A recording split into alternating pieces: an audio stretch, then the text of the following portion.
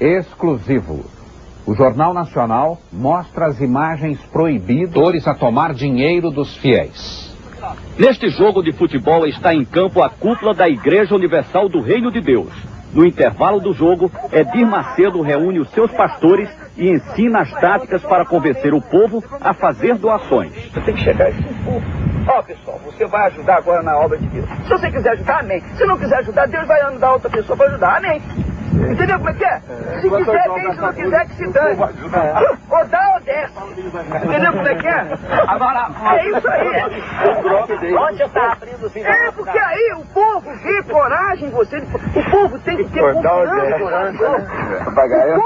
O povo tem que ter confiança. Se você mostrar aquele xoxo, né? Aquela maneira xoxa, o povo não vai confiar em você pra orar. Você tem que ser o super-herói do povo. Exatamente, você tem que ser o super-herói. Ó, pessoal, nós vamos fazer isso aqui, é o grande desafio. O valente, o machuco, o pé agora.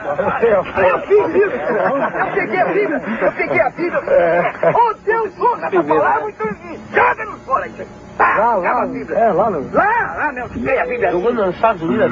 No chão, assim, na televisão também. Esta gravação foi feita pelo pastor Carlos Magno, dissidente da Igreja Universal do Reino de Deus. Quando houve esta reunião em Salvador há 5 anos, o pastor Carlos Magno era um dos homens mais ligados ao Edir Macedo. O pastor Carlos Magno ficou 10 anos da Igreja Universal. Foi substituto do Edir Macedo na direção-geral da igreja em São Paulo. Aqui, ele aparece pregando para uma multidão ao lado do Edir Macedo. Por que o senhor saiu da Igreja Universal do Reino de Deus e decidiu denunciar o Edir Macedo? Porque a Igreja Universal do Reino de Deus, ela se caracteriza por 2 períodos distintos. O primeiro período, seus primeiros 8 anos de vida, quando ela era uma igreja absolutamente espiritual, seguia uma linha, toda ela voltada para os ensinamentos bíblicos.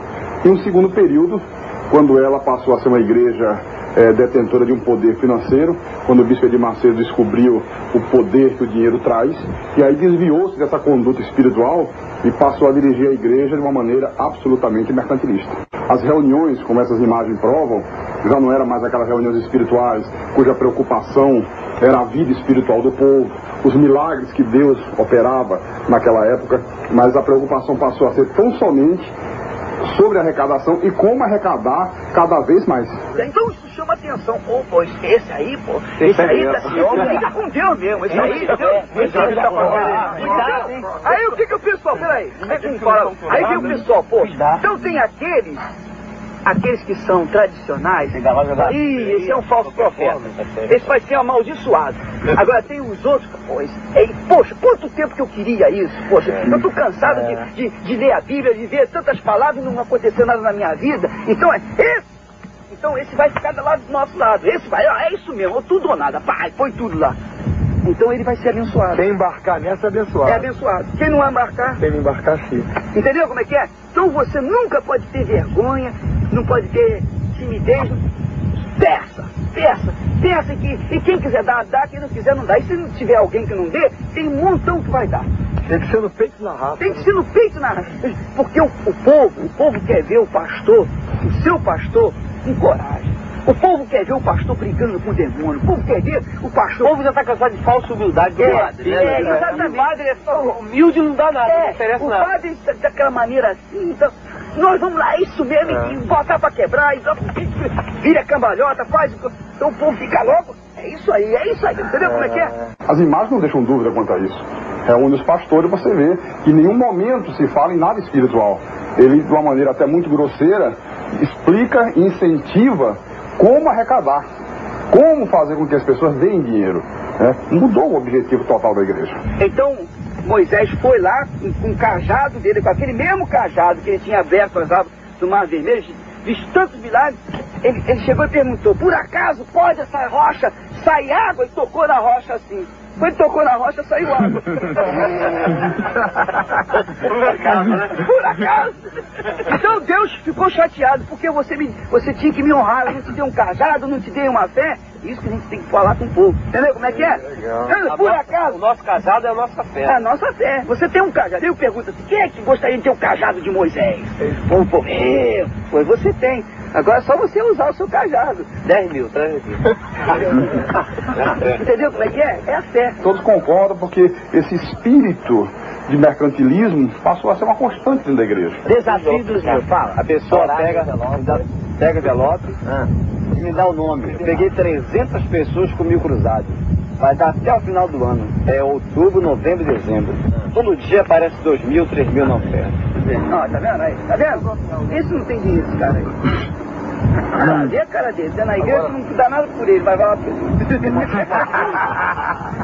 Quem são esses pastores que participam? Bem, nós temos aqui, nessa fita, o bispo Macedo, pastor Paulo Roberto, o bispo Rodrigues, o bispo Gonçalves, que é hoje o apresentador do 25ª Hora na Record, e outros pastores, o pastor Renato Maduro.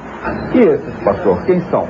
Esses são o bispo Paulo Roberto, o bispo Gonçalves, o deputado federal Odinilo Aprovita Vieira. Inclusive, nessa hora, o pastor Gonçalves faz uma entrevista com ele e pergunta se a indústria que ele comprou em Caxias, lá no Rio, se foi no caixa 1 ou no caixa 2, por dentro ou por fora. Ô, Silveira, aquela indústria que comprou lá em Caxias, conta pra gente, como é que foi?